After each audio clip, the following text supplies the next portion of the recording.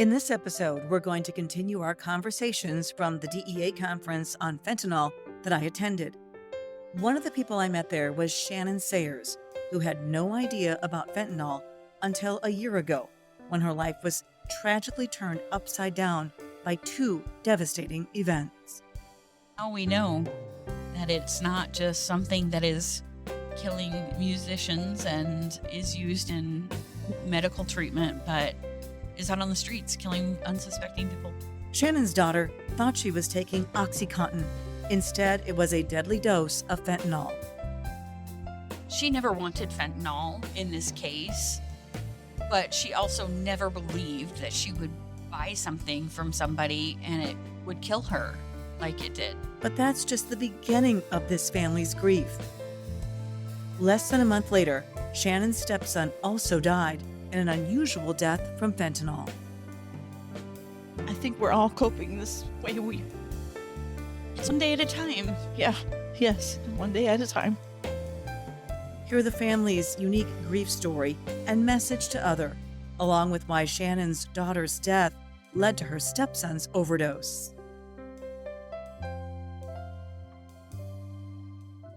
I'm Angel Pletkas. This is Grieving Out Loud. I started this podcast along with my charity, Emily's Hope, after my 21-year-old daughter, Emily, died from fentanyl poisoning. I hope by raising awareness, we can decrease the death toll from the opioid epidemic. Each episode, we share stories of loss, resilience, and hope in the face of the devastating impact of addiction. Join us as we work to break the stigma, support those who are struggling, and create a brighter future for our communities.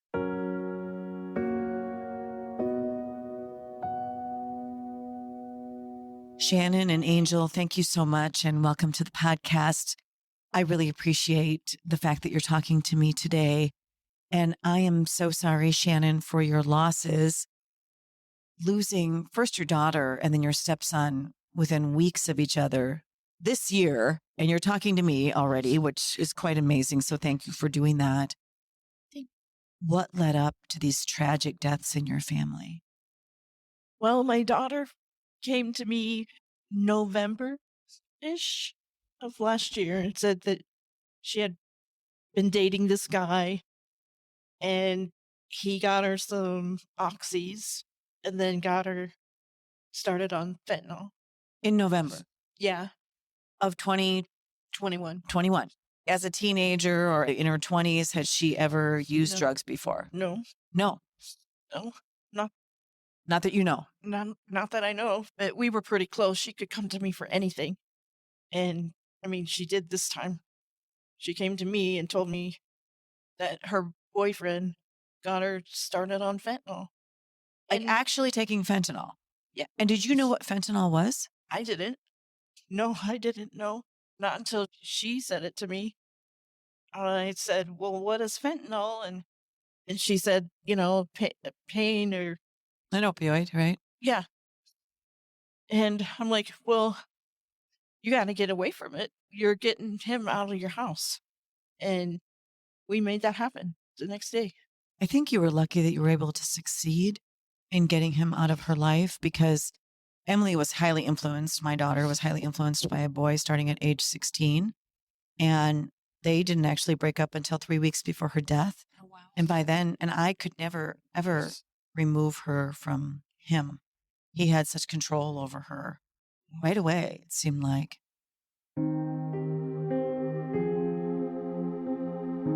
Along with Shannon, Shannon's sister Angel sat down with us for this podcast. She says that in the short 4 months Phoenix dated that boyfriend, she noticed a huge change in her niece. And he treated her badly. And, I spoke with her. I was like, hey, I noticed that you're not looking so great and you're not happy. And what's going on? Thinking that there was maybe some more going on there than we thought. And she knew that we were aware, but not quite ready to admit things. But when she did, she was full on committed to changing her life. After admitting her drug use, Phoenix began using Suboxone, a treatment for opioid addiction. The medication works, by blocking the receptors in the brain that trigger cravings without activating the receptors that elicit a high. It was a week's supply that they gave her, and she cut it in half and then in fours and got herself away from the fentanyl. So she kind of weaned herself off of Suboxone. Yeah. And also opioids at the same time. Yeah, because I am the mom that hovers. I checked in on her every day, every night. She only lived 3 minutes away from me, so it wasn't hard to drive by and see what was going on if needed. And if she called me crying, or if she called me and I didn't answer and I called back, I still drove by her house. And I could just tell that she was doing good. She was getting her life back, getting her responsibilities, and that boy was out of her life. We made sure of that. She looked better. She had a more better aspect in life. She just had her personality went back to normal. Sure, because they change. And Angel, had you been observing all this? Did you see all this? A little bit. She, afterwards, excuse me. Darn it. I was supposed to be here for support. So afterwards, she. Angel's here for support, but you're both early. You're both grieving, and you're early in this grief. I mean, these deaths just happened in May and June, so. Yeah. So afterwards, Phoenix came to me and explained to me what happened. And we talked about it. We talked about choices, and every day is a new day to make a new choice. And she had really kind of gone back to her old self and started enjoying friends again and her life again. So we thought that she was, for the most part, doing well. Despite making significant progress in her battle against substance use disorder, Phoenix's story still ended tragically. She had gone to a concert and she had friends that she was hanging out with, and she asked someone she knew, which was her stepbrother, to get her some Oxy. And then she was found a day and a half later in her bed. Was it a pill? Yes. Yeah. So they found fake oxys right by her. 100% fentanyl? Yeah. Yeah. How many do you think she took? She bought 10 pills from him. From her stepbrother? Yeah. So she had gotten these fake oxys from her stepbrother that were 100% fentanyl. She took some. She was alone? Yeah, she had a friend over For most of the night. So she was found on a Sunday. She had a concert on Friday. She had a friend over that night or most of the day the next day. And the friend left and said, hey, we're going to meet up later.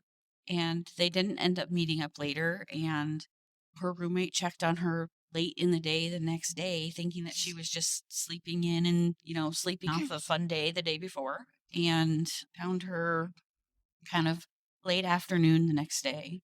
So we don't know kind of what happened between her friend leaving and her roommate finding her. But we do know that she took at least one Oxy. Right? And it doesn't take much to kill. And did you know her stepbrother was using? No. The puzzle pieces didn't start fitting together until after he passed away. Right, which is just like insane. Yeah. So she dies. She got the drugs from him. Yes. He must have been racked with guilt. Yeah, because when her detectives told us any information, we told our kids. We told him when he was about to get picked up, because the detectives said that they had somebody, they had video of him in her car, they had the transactions at the ATM. So law enforcement had tracked down. He hadn't come forward and said, no, he didn't come forward. I had her cell phone and laptop, so I had access to her accounts, and I noticed that there was an ATM transaction. So I called the detectives and said, look, this is on her account. And So maybe you could check the ATM. So they went to the gas station and got the videos and ATM transaction. So Ricky, your stepson, provided her with the pills, but he doesn't say that. Yeah. He doesn't confess it. No. And the police figure it out. Yes. And they tell you. They didn't tell us until the day Until after. Ricky was found. Yeah. So you had no idea. No, they told us that they knew who they were going to charge, who they were going to pick up. But you didn't know it was your stepson. No. Her stepbrother. Nope. Wow. So, of course, Shannon told the family, yo, they're going to come close. They're coming close to finding the guy. Yeah, they have his fingerprints. They have his video. They have video of him in her car, transactions, text messages, telling our kids this, including Ricky.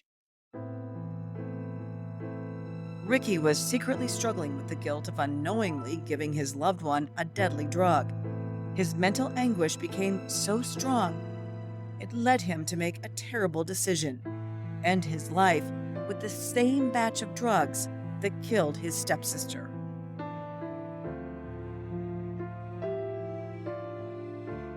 Did he die from fentanyl? Fentanyl. Yes. So, 100%. but you think it was intentional because he This- obviously knew what had Obviously happened and knew connected he the dots that Phoenix had taken something that he thought was oxy that was really fentanyl and had access to it and took it himself.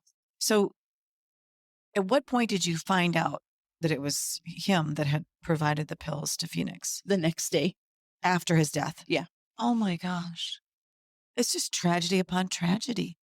Okay, so this is going to sound weird because I know it's difficult to be angry with a dead person. But are you angry with Ricky? No, You're not. I mean, I'm angry at both of them because they came to me. Yes. They both knew that they could come to me and talk to me about anything, and they both have previously. Phoenix came to me and told me about her boyfriend getting her on him. Ricky's came to me on occasions with things, and they know that they don't have to hide stuff from. So I just wish that somebody would have spoke up. I think there's so much collateral damage when one person dies of fentanyl poisoning. It's like the people that provided the fentanyl are guilty. The people around them feel like they can't go on. I had a friend whose son died of fentanyl poisoning, and she later completed suicide. She couldn't live with it, right? So I think about how it's like a ripple effect in the water. This one death, Phoenix's death, and there's this ripple effect. I mean, your whole family must be affected. Yes. The question that you just asked me, I've heard it a couple times. But I don't see Ricky as a drug dealer.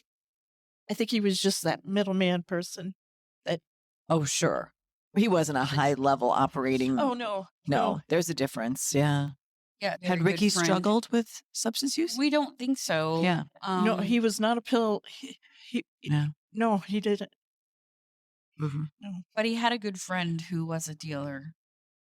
And so I think Phoenix knew that Ricky could get access, but not that he, regularly carried pills and sold them. And then hence the guilt, Right. What an awful story. What an awful story. Yes. And I am so sorry. How is the rest of your family coping? How are you coping, Angel, and everyone else in your family? I think we're all coping this way. It's one day at a time. Yeah. Yes. One day at a time. But to have two losses like that back to back, Yeah. especially under those circumstances, it's more than one person should really have to bear. And if it weren't for fentanyl, They'd be here. It would They be didn't here. ask for fentanyl. Oh, yeah. Phoenix thought she was taking something else. Yeah. We know that. So she may have asked for that, but she didn't ask for something that would kill her instantly. right. And did Ricky have any kids? Ricky had a 1-year-old daughter, Because he was 28, a 1-year-old. Alana. Alana. See, I think also people forget about the children left behind Yeah. in these circumstances. What is getting you through your days, Shannon? My other grandbaby's there. So you're focusing on who you have left. I try to. I have to have somebody there to give me something to do, somebody to play with, the grandbabies. Otherwise, I'm just sleeping. Depression. Yeah. Depression. And I think that's perfectly normal. I think it goes from shock to depression, and it takes time to find acceptance that they're gone, because that idea that they're gone and they're not coming back is so hard to take. Time does help ease the intensity of the grief. It doesn't take away the grief, but it helps to ease the intensity. And I know that's hard for someone who's only 6 months out or so to even think it's possible that life can have any kind of joy in it again, that life can get better. I think, though, if you take it 1 minute at a time, think about, I'm okay right now in the moment. In the next 10 minutes, I'm only going to focus on that. And you try not to live in the past or live in the future. It's cliche these days, but to live in the now, I think, is the only way you really survive. Yeah. And it sounds like you and Phoenix were sort of attached at the hip. So Yeah. it's so hard to live without that soul baby, that child that you were attached to in that way. And I'm so sorry. And how is Ricky's dad doing? Just like me. Just like you. You guys are both sharing this horrible grief. Yeah. Is it affecting your relationship? We never really came out and accused, because I've gotten that question, Well, just losing a child in general can affect your relationship, but the dynamics of yeah. this situation could make it especially difficult. From when Phoenix passed away and the detectives were talking to us, we would just lay there and be like, why? What? Just some questions, like, how did this happen? And then when it ended up being Ricky, then the puzzle pieces started falling in place, like, this is why he did that, or this is why this happened. But I've never put any blame on anybody. I wouldn't. He just was that person that had known somebody that did so. We feel like if there's somebody to blame, it's not Ricky. This was not his intent. But there are people out there that are intentionally making fake pills and giving people fentanyl when they don't ask for fentanyl, when they don't know that they're taking fentanyl. And that's where the blame lies. Right. And so many people are out there doing that. I mean, the pills are flooding this country, and lace drugs and fake pills and all of it. You can't afford to take anything that you didn't get from a pharmacy. From a pharmacy, yes.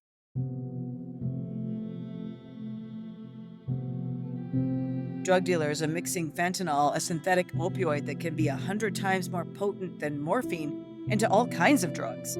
This is one of the main reasons why drug deaths are at record-breaking levels. And then you have to ask the question, why would someone sell a product that would kill its consumers? We spoke with Scott Silverman during a recent podcast. The former drug dealer now helps families in crisis navigate the road to recovery.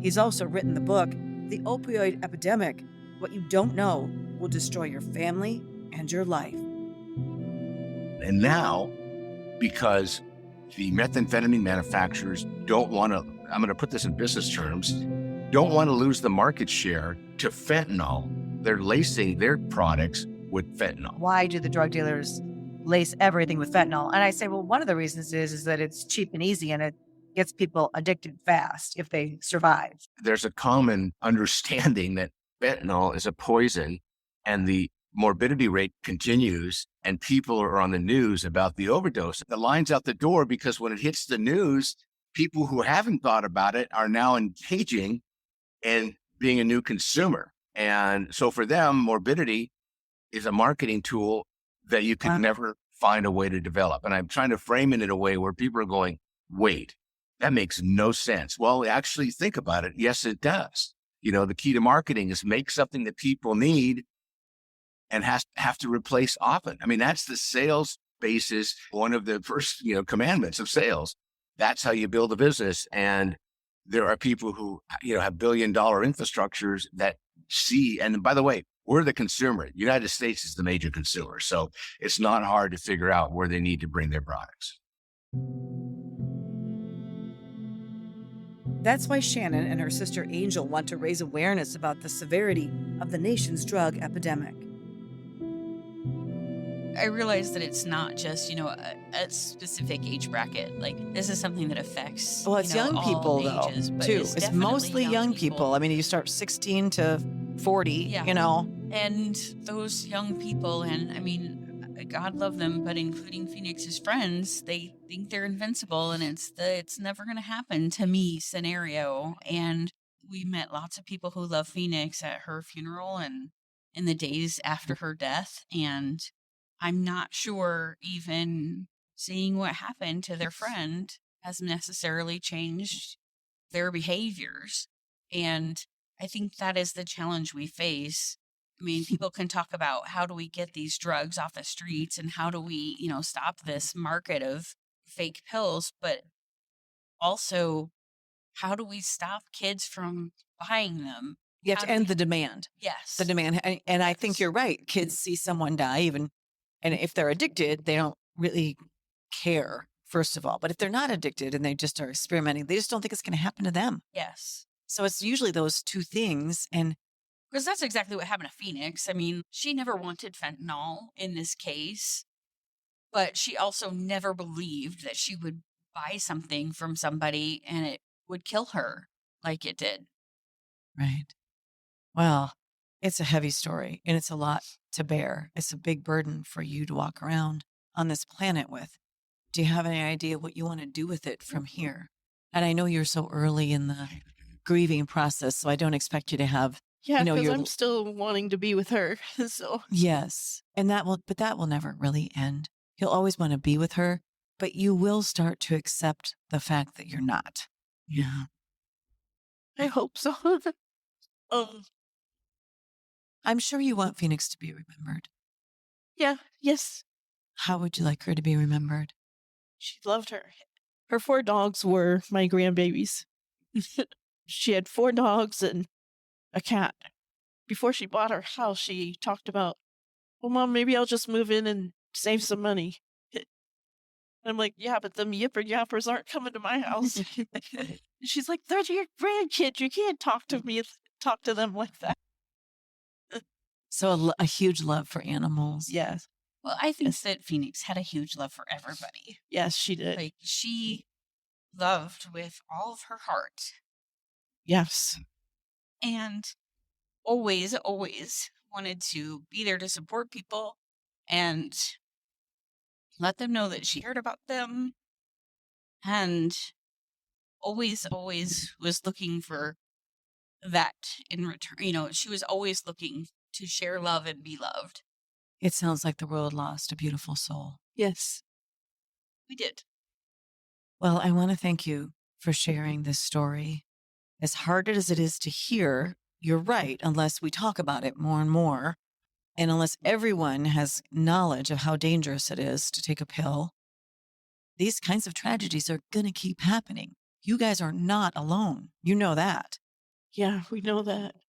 Now we didn't know that. That's When the it thing. happened. We didn't know what I had no idea Until it touches your life. until yes, like, Exactly. my husband was going through cancer treatment, and when he was having radiation, they were like, well, we're going to give you some painkillers. We'll give you a little bit of fentanyl. And I was like, you mean the stuff that killed Prince? What? So like, that's what I knew about fentanyl just 8 months ago, a year ago. And what a horrible way to have to learn all And the now- details about yeah, it. And Yeah. now we know that it's not just something that is killing musicians and is used in medical treatment, but is out on the streets killing unsuspecting people. Right. Well, thank you for having the courage to share the story. Thank you. I know it will touch a lot of people, and I just really appreciate meeting both of you. Thank you. Thank you.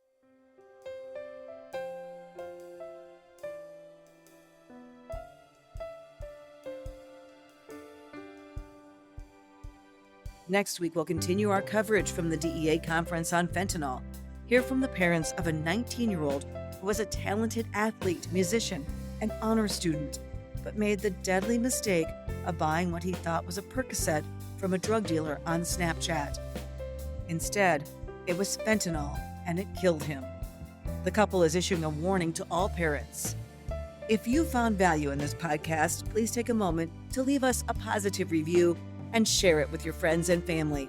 You can also find other Grieving Out Loud podcasts, along with resources for help for substance use disorder, on our website, emilyshope.charity. Until next time, wishing you faith, hope, and courage.